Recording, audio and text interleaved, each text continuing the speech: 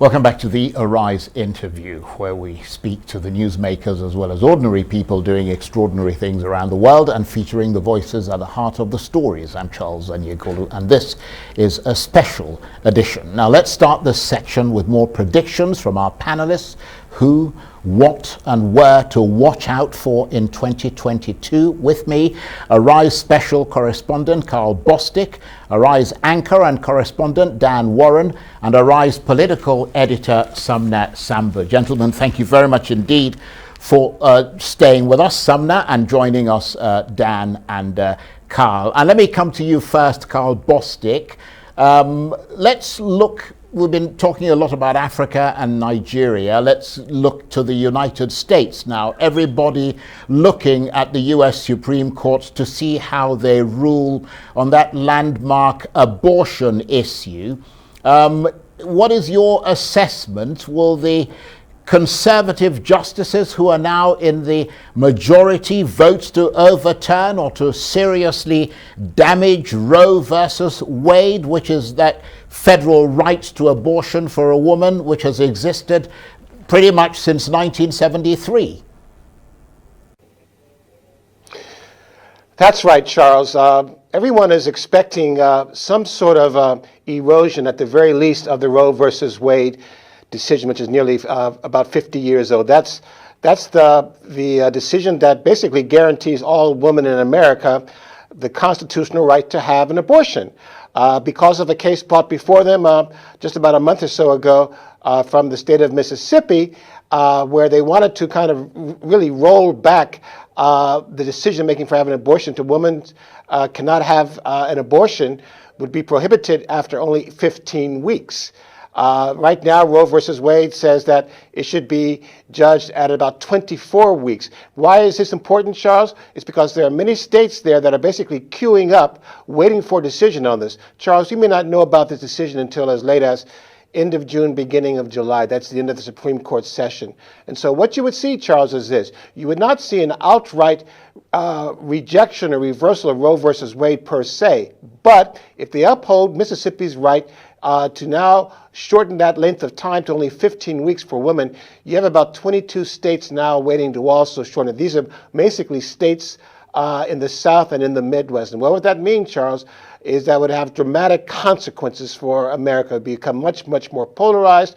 And especially for women who are vulnerable, those, especially people of color and such, it'd be much more difficult to get an abortion, to find an abortion clinic. They'd have to cross state lines and travel even hundreds of miles to find a place where you could get an abortion legally. So it's a real suspenseful time now between now and end of June also, Charles, because finally the court has a majority of 6 die-hard conservatives who could, if not overturn Roe versus Wade, actually uphold the right of Mississippi, in which case other states would then follow suit.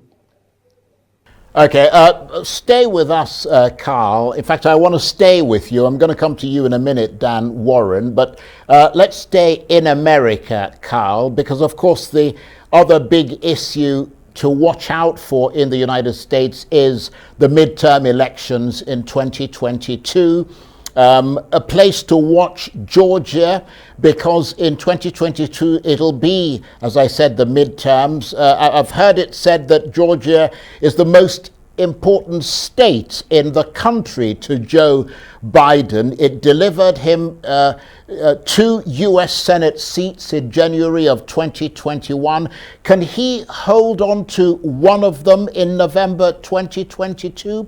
Or will the loss of a Georgia Senate seat mean really the end of his legislative accomplishments? Because Republicans, appear close to winning the House, and they could also possibly win in the Senate.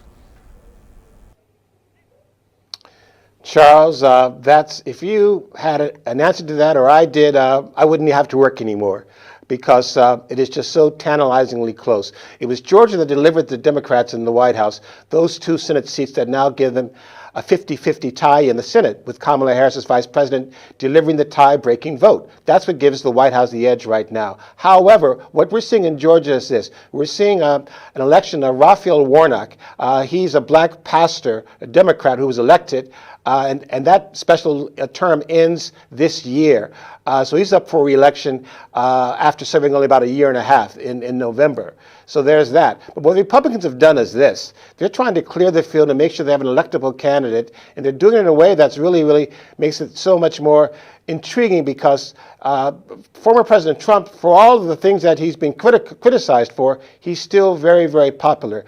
And the one he's endorsed is another black Republican candidate, but he has had no experience with politics. This is Herschel Walker, a former professional football player who comes from Georgia, who was very popular with Georgia because he was very successful as a college athlete, but he has a troubled record for ranging from issues of domestic violence, failed businesses, all of that, but he has very high name recognition, and Donald Trump has endorsed him. And we're now in an era, Charles, where people kind of really ignore your lack of legislative experience, but really are now more open to just your name recognition, celebrity appeal. So we could have a contest between two black candidates. And what that means, Charles, is this. If Herschel Walker were to win, you could have ostensibly a Republican majority. There are 9 other Senate races out there, Charles, that could go either way. That's why Georgia is the crucial swing state that everyone's watching.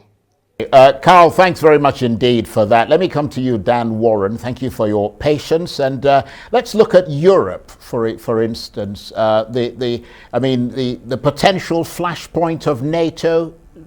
That's its eastern flank. You've got Ukraine boiling nicely there. Do you see the possibility of a conflict there with Russian troops massing on the border? Well, I think it's quite likely, unfortunately, that we are going to see.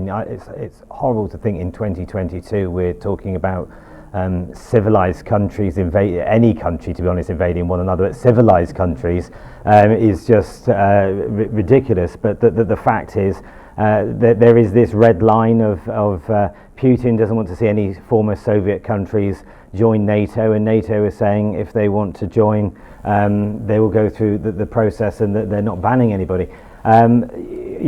We've seen all the aerial footage of the weapons and the military building up on the border at Ukraine. Now, clearly, Russia are not doing that for storing them near the border. There's obvious use.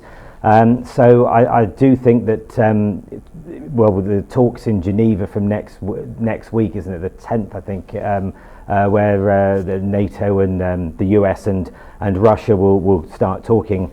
But I think after next week, I think either way, it's going to escalate quite quickly. Right. Okay.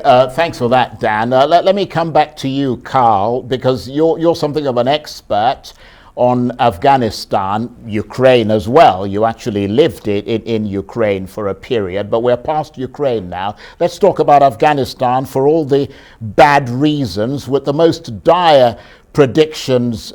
Is it your sense that the most dire predictions will come true, that 1 million children or more could die of starvation under Taliban rule? Or will the best of hopes come true, that the Taliban will keep their promises and, for instance, allow girls to attend school again? Well, so far, Charles, this is more than a winter of discontent, because we're now going to a new year of perhaps even more crises. Very simply put, people are forecasting that more than 90% of the people on the ground in Afghanistan, or even in Kabul, the city, the capital of 5 million people, more than 90% living in poverty. What that means is there's food insecurity, and that then, of course, leads to mass starvation. And the problem is just such a dilemma for the West, because it's also a moral problem. You know, for how long do you withhold the $9 billion in assets that belong to the Afghan government? That's been withheld mainly by the U.S., but also in conjunction with the UN, because the Afghanistan will not guarantee the human rights of women, for example. So we have that issue right there, where Afghanistan is really doubling down on its intentions of restricting the rights of women and that sort of a thing. Meanwhile, Islamic countries are trying to find a way to get aid as a lifeline to Afghanistan. But we're looking at potentially a winter of continuing starvation, famine, and horrifically even death, especially when it comes to children. That's the worst case and a reasonable scenario now, Charles, because we just don't have that aid coming in to Afghanistan right now. And for women and girls in particular, it's even more worse because they're even restricted and banned from going to schools, or at least secondary schools. They're lucky if they can get to primary school. Right, okay. Thanks for that, Carl. Let me come to you, Dan, and I will come to you, Sumner, in a minute, so please be patient with us.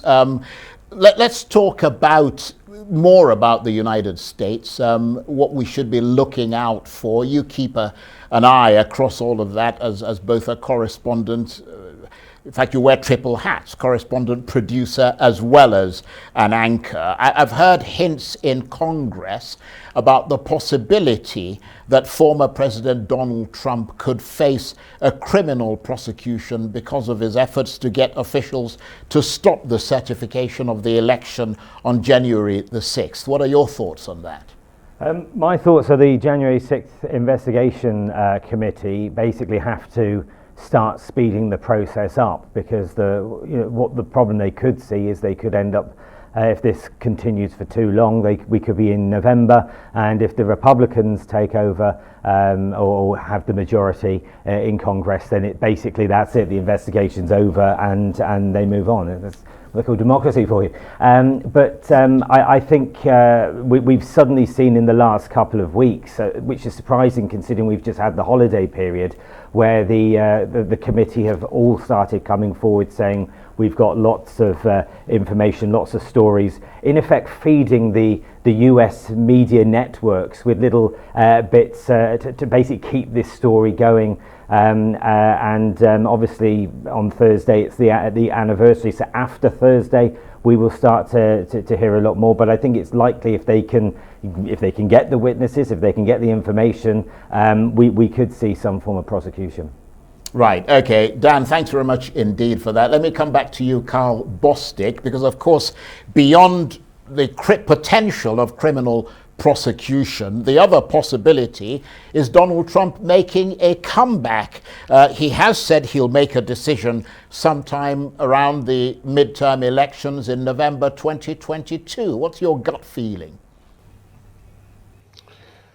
Well, that's why it's so tantalizing, Charles, because really this is a referendum on Donald Trump, for better or worse, coming the midterms. Already he's endorsed up to 40 candidates for various races, running for national races, for the Senate, for the House of Representatives, but also local races. So I think it's a referendum on how many of those endorsements will play out successfully, and that'll be the best indicator if he'll choose to run. You had Hillary Clinton, the Democratic nominee who lost to Donald Trump. She said in a recent interview, she said if she was a betting person, she would bet that Donald Trump will run again. And if he runs again, it's a big threat to democracy because he has to be held accountable. And that goes back to kind of what you and Dan were talking about, those legal problems that he's facing, whether because of what's happening with his business interests in Manhattan with the Trump organization, or how much he was really actually trying to overturn the result of the election. How much of an obstacle will those legal issues be to his deciding whether to run or not? But right now, he is front and center, the leading nominee for the Republican nomination, leading a field of 10 possibles, unless we see a big surprise in the midterms. That's why there's such an unknown going on.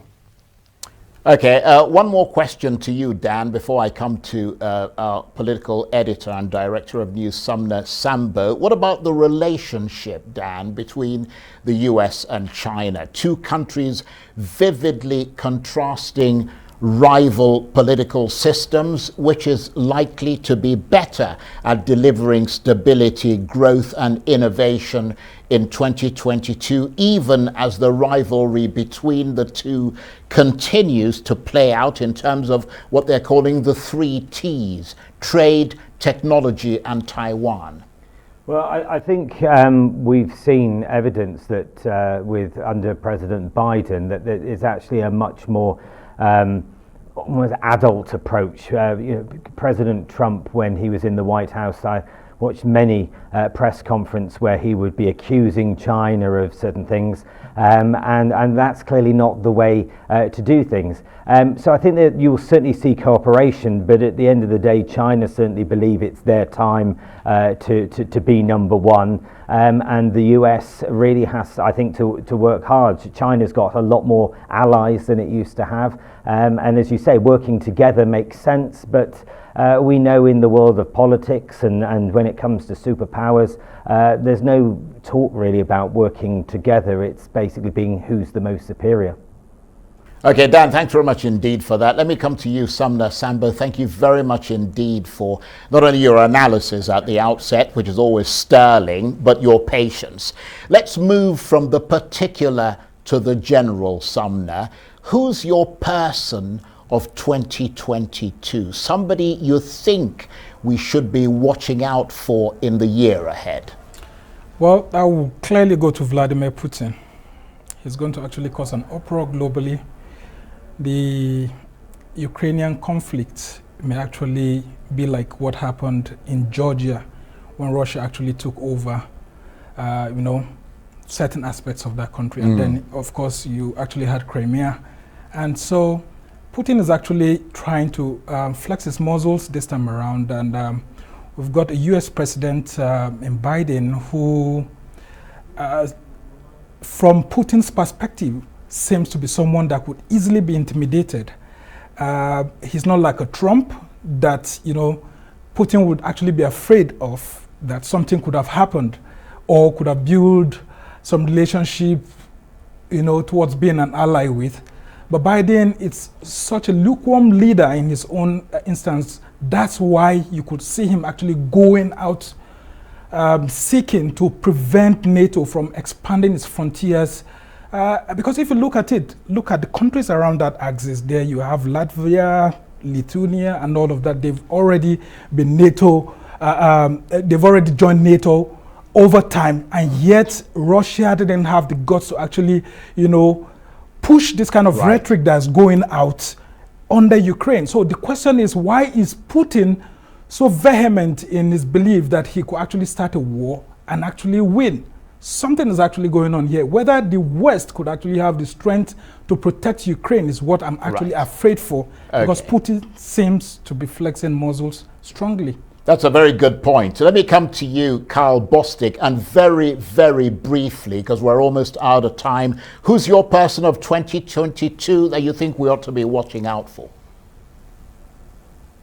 Well, just a handful of things very quickly, referring back to what Sumner says. We just won't, it's a big crystal ball that's very foggy, Charles. Why I say this, because we probably won't know until the beginning of the spring whether or not Russia decides to invade Ukraine and what the West's response will be. They may, again, capitulate the way they did with Crimea, in which case that does make Putin impactful. So in that respect, I agree with what Sumner is saying, because you're basically judging on the merits of who's made the biggest impact. That said, you talked about the midterm elections. Suppose the Republicans win both houses and flip it, and Donald Trump decides to run. That's a big, big deal, at least as far as the U.S. It also affects foreign policy. So there's Donald Trump right there. And then finally, Charge, don't forget, we're now going to a third year of the pandemic. How do we get out of that, and how do we cope with that? And who are the people who are closing that vaccine gap? How do we rectify that whole inequity situation where low-income countries don't have it? So we should maybe look at those organizations responsible for distributing vaccines, whether it's WHO, COVAX, or those frontline workers in the health industry around the world who are delivering vaccines,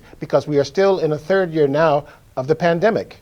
Okay, and Dan, who's your person of 2022, or a group of people, or a country, or whatever? Who do you think we should be watching out for in the year ahead? Well, I think basically, if we're in December 2022, and Time magazine always do Person of the Year, I think Queen Elizabeth II, with her 70 years on the throne, it's going to be I think a turbulent year for the British royal family. If any court cases come out of the US involved with Prince Andrew, but I think 70 years on the throne of public service, which actually is next month, but it's the celebrations in June. It's a big year for her.